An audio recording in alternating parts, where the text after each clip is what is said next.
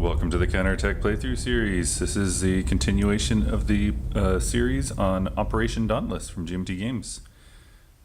Previously, I've done playthroughs of all the infantry tutorials for Operation Dauntless. That was tutorials T1 through T5. So now we're going to start the armor tutorials, starting with T6. It's called Fields of Fire, and it's going to pit some Panzer IVs, here's a picture of Panzer IV here in the counter, against some Shermans, and introduces the armor reaction cycle. So let's go check it out. Here we see both sides set up on the east edge of the map. The British set up first, and they have 5 tank troops, and they can set them up in these 2 hexes here. And so I chose to put 3 here and 2 here. Reminder, stacking rules in general, 4 units per hex.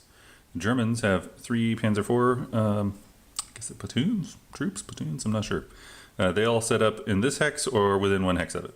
So I kind of deployed them forward slightly. The win conditions, it's a 3-turn scenario.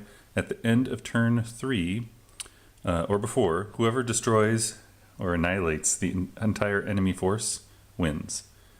If that doesn't happen, then at the end of turn 3, whoever controls this hex, and it currently starts under German control. So if everyone just sits there and does nothing, the Germans will win. So British have to be aggressive here. Again, this is going to teach the armored reaction cycle.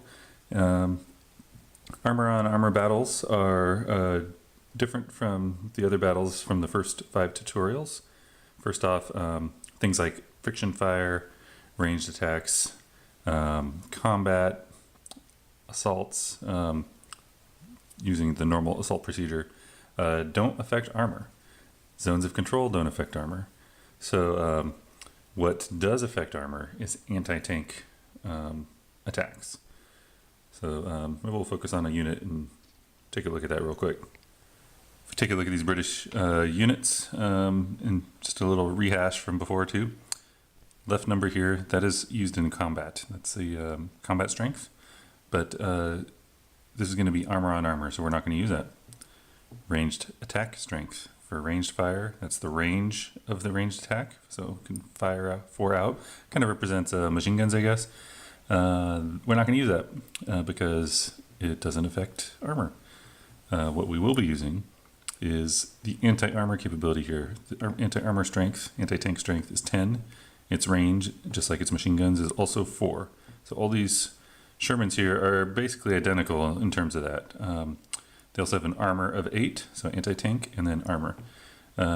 This guy's a little different. He's got a move of 13. It looks like these 4 icons. It's kind of hard to see for me, but I think those are the amphibious tank sort of canvas outer sheets or whatever to make it amphibious collapsed on these 4, and then this guy doesn't have it.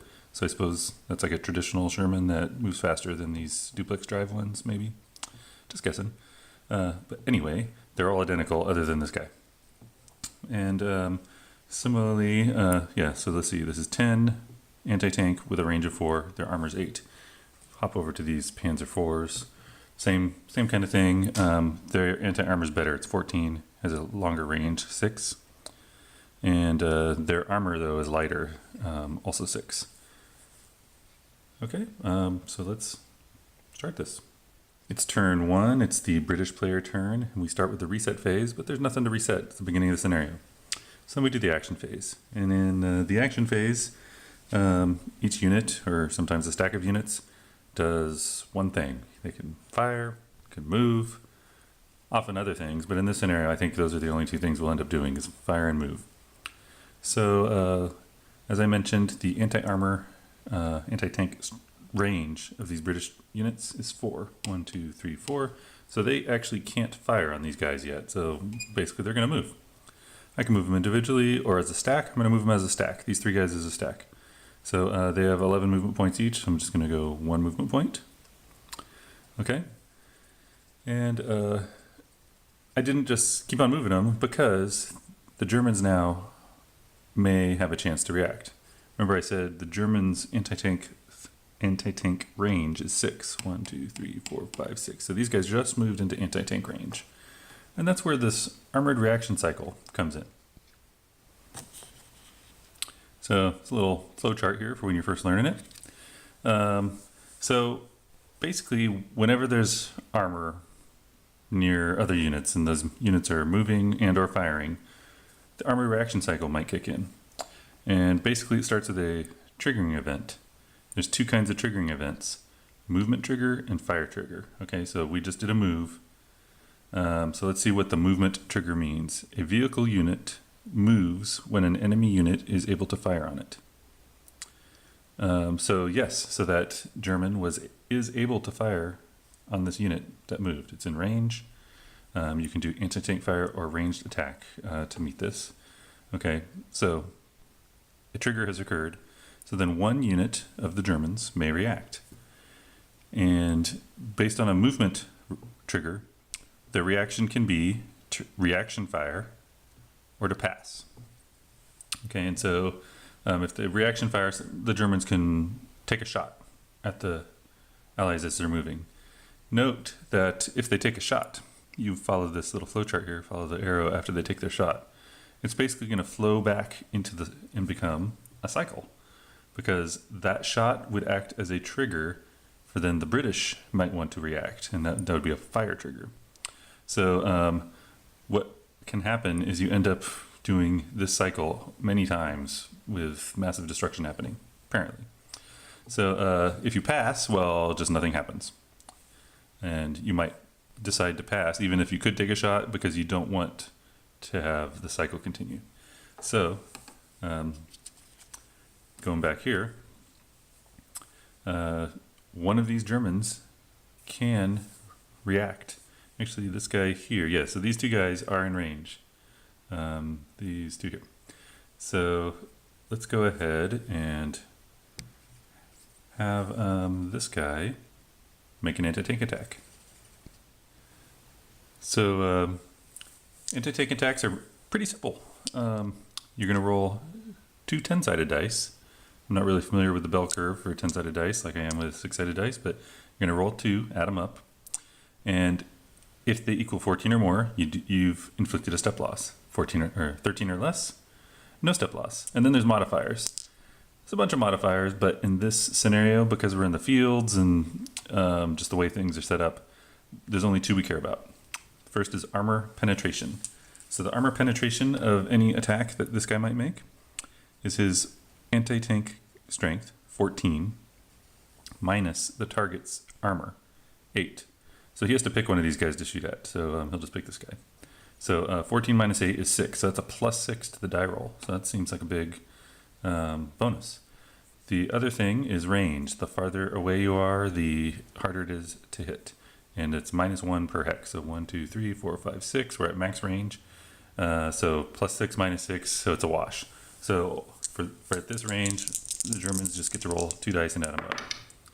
Okay, we got a very nice roll here. 99 or 9 plus 9, 18. So 18 is 14 or greater. So they do inflict a step loss on this guy. Okay, he flips over. Each of these guys is 2 steps. You might not be able to see it, but even though this guy has been damaged, I think it probably represents like 4 tanks, and now they're down to like 2 maybe. And you know their combat strength is reduced, and their ranged attack strength is reduced slightly. Anti-tank strength is unchanged. So this guy is just as deadly as he was before being hit. Okay, so there's that. And since that guy fired, that is a trigger. So if we follow this, like he fired, okay, come down, come back around, go over here. There's a fire trigger. Any unit fires anti-tank fire or ranged attack when an enemy unit is able to fire on it. Anti-tank fire or ranged attack. One or both units must be a vehicle. Okay, so they're both vehicles. This guy fired. One of these guys, can these guys fire back? Actually, the answer is no, because their range is 4. So if their range was 6, they could have fired back, and then he could have fired back. You can keep on going in the action phase. Theoretically, you could keep in the armor reaction cycle forever if you never rolled like a hit. So anyway, the cycle ends because no one is capable of firing back.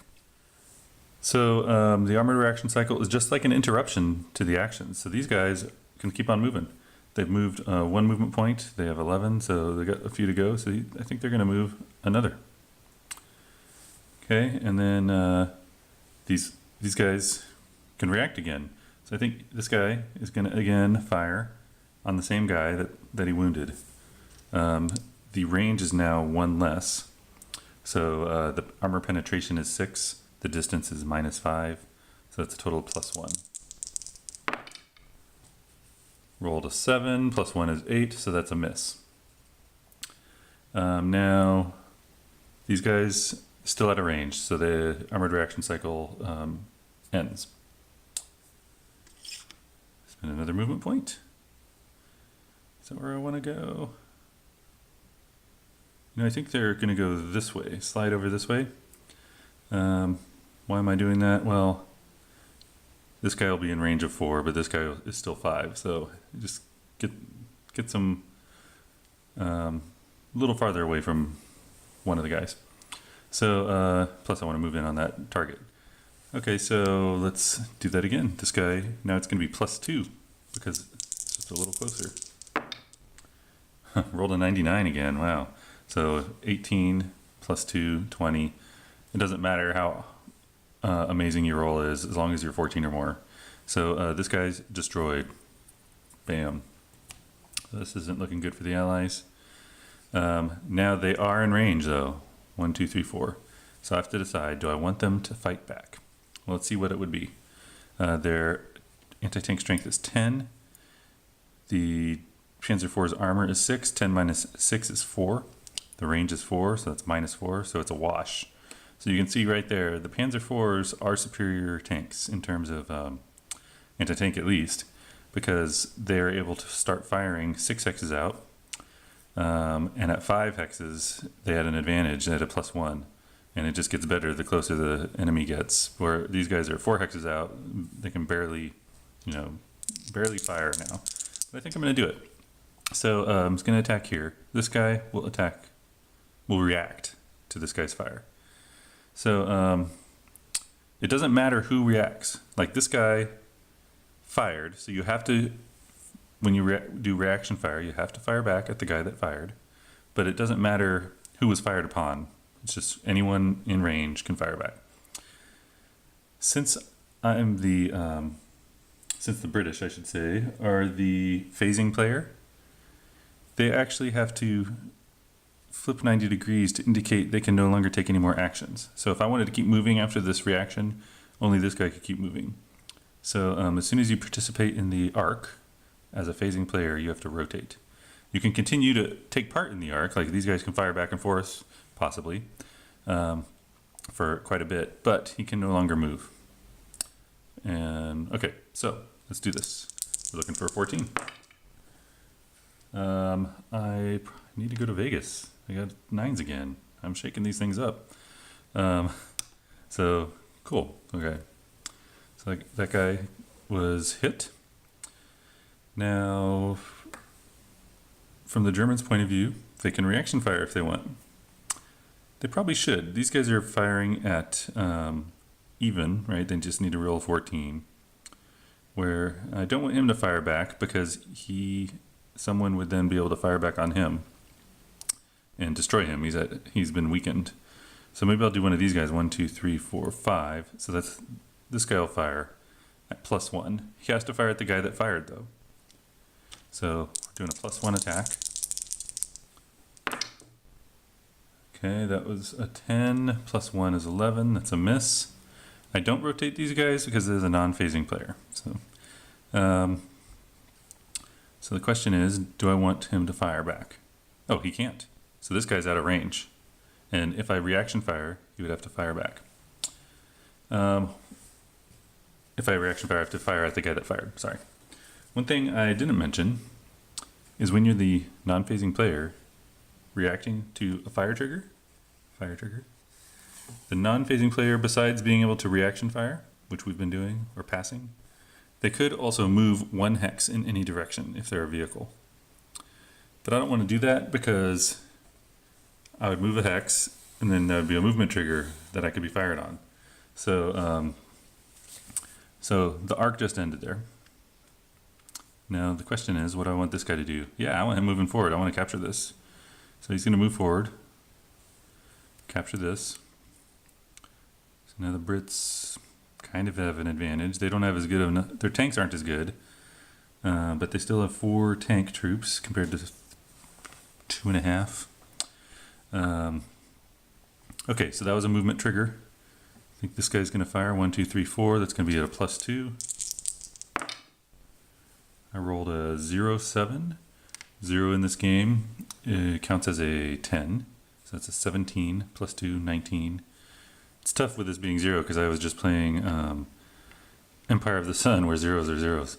So I'll probably make a mistake a few times with that. But 19, I think I said.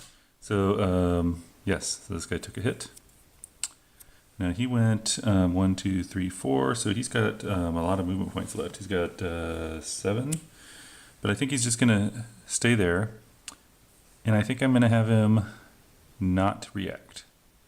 Now if he fired back, he might hit someone, but then that gives them a chance to continue the armored reaction cycle. So I think we're going to say this guy's done. He finished his move. We're going to come move these guys up. We're going to go 1, out of range of the Germans. 2, let's see, they're now in even Steven range.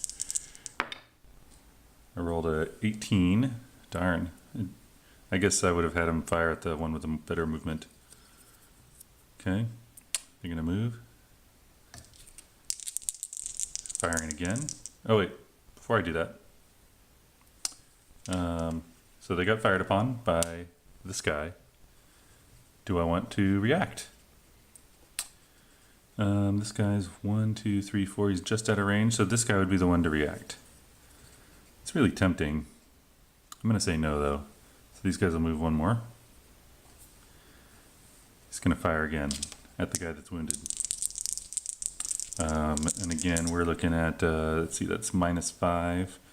The penetration is 6, so this is a +1. Rolled a 14, +1, 15, destroyed. Oh, I think I know who's going to win this scenario. Okay, so reaction can occur. This guy's still out of range of the fire. So is that guy. This guy could fire.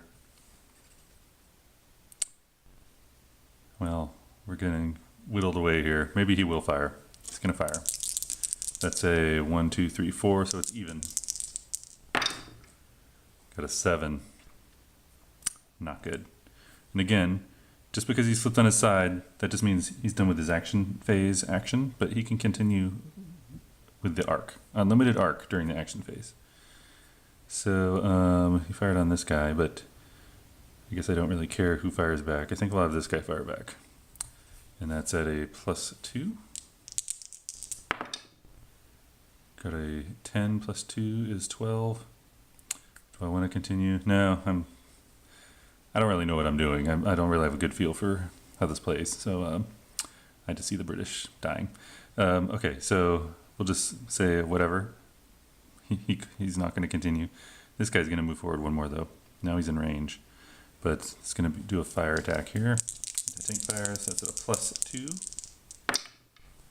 Got a 16 +2 is 18. Darn. Ugh, I wanted to get closer. Well, we'll have this guy. Well, no, this guy that's moving, he'll react. Oh wait, no, I could have him keep moving forward though, couldn't I? So I'll have this guy react. Just an even level. It's a 10. Ugh. So this guy will react with a +2. It's an 11 +2 is 13. Miss. Do I want anyone to shoot over there? No. I don't know what I'm doing here. So this guy will go. Okay, it's going to be a +3 attack. He's probably dead. Yeah, I think the British might have to be lucky in this. So let's see, that was 16 +3 is 19, destroyed. Don't want to react. Yeah, why not? What else am I going to do here? So, got a 9. This guy will react back at a +2. Got a 10 +2. This guy will react back that way. 11. Yeah, this is, you gotta get closer, I guess, as the British. This guy will react back with a +2. Got a 3 +2 is 5. So I can keep on going like this for a long time. But, well, I want this guy to be able to shoot this guy, but these are the two targets that keep firing. So he'll shoot that back that way. Got a 9. So, yeah, can go a long ways. So we got another 9 +2 is 11. We're going back this way. Just gonna kind of keep cruising here until someone gets hit. That was a miss. Go this way. Miss. Wow, these guys are having a hard time hitting each other. This guy's gonna react to him. Okay, he got an 18, so that's good. So this guy flips. Now the Germans are gonna react. So I think just slugging it out like this, clearly the British should lose because they're up against superior tanks. The Germans have an edge, but you know, I guess they might get lucky. This guy's gonna go back. He got a 9 +2 is 11. This guy's gonna return fire. I know this might seem tedious, but it's probably because I'm being silly and just letting these guys slug it out, and they're not hitting. So that was a miss. This guy's gonna fire back with +2. You got a 12 +2, destroyed. Okay. So yeah, clearly the British are going to lose this one. Okay, so the British, they're all spent. He can't fire back because this guy's out of range. He can't fire on this guy, but even though because he's in range, but he was not the one firing, so he can only react to the guy that fired. So we'll call that the end of the action phase. We start the combat phase. So in the combat phase, everyone sort of resets. And the British units can make, the British armor can make an anti-tank attack. They get 1. And units that participate in the armored reaction cycle during the combat phase, they can only participate in 1 armor reaction activity. Unlike in the combat phase or the action phase where it is infinite, the combat phase you only get 1. It's going to be kind of moot though because there's only 1 British, so it's only going to cycle so much. So he might as well shoot at this guy. It's even odds, or you know, there's no bonus, so it's just we need 14. Got an 11. So that was his combat. Now these guys could react. I think I'll have this guy react. So he is going to rotate because he only gets to participate once in this phase. So he's reacting, and that's a +1. Got a 10 +1, miss. These guys, they don't get to do anything because they're not the phasing player. That's the end of the British player turn. Now we're doing the German player turn. It's their reset phase. So this guy resets, this guy resets. Then the German action phase. So what do the Germans want to do? They could just, it's probably a good idea just to hammer away at this guy, but there are so many misses when I was just rolling the dice like crazy. I could end up going the whole turn or 2 or whatever and not kill it, and then the British, you know, might end up winning just by holding that location. So I think first thing I'm going to do, this guy's going to move. It's going to go 1. The guy, I guess he'll react at even level. Got a 9. This guy's going to go 2. British is going to react. Got a 7. By the way, I'm not reacting. As the Germans, I'm letting the arc peter out by not reacting. I want to give this guy just as few shots as possible, but I want this guy to get pretty close. It's going to come 1 more. Oh, I rolled a 7, by the way. That should have been at +1, so it would have been 8. Still a miss. 1 more. British reacting. We got a 10 +2, just so you know how I'm figuring out the +2, 10 anti-tank minus 6 armor. That's +4. And then -2 distance, so it's total of +2. So they rolled an 8, +2 is 12. Okay, this guy is going to react now. So he is the active player, so he's rotating. He is attacking at a +4. Got a 9, +4 is 13, so that is a miss. This guy, yeah, he's serious disadvantage. He's going to fire back though. That was a +2.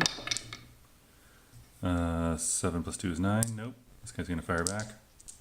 +4. Got an 11 total with even with the bonus. This guy's going back. Got a 16 +2 is 18. This guy flips. This guy's going to react. Yeah, he's going to react. +4. 13 +4 is 17. Damaged. This is silly. This guy's going to react. I got a 10 +2 is 12. This guy's going to react with +4. 9 +4 is 13. React with +2. 10 +2 is 12. 11 +4 is 15. Destroyed. Game over. All the British were annihilated. That might seem tough for the British, but I have played this scenario a few times just to try to get a hang of it, and the British actually win, I don't know, maybe slightly less than half the time. They just had some unlucky rolls. It may have been better to stack all four British units together and drive them up really close. I'm not 100% sure, but that's that. So, well, that was introduction to the Ark. This scenario actually has a couple of variants, so I think I'm going to produce a couple more playthroughs using those variants because it explores some other facets of the Ark. So thanks for watching, and look out for the next couple parts of this scenario.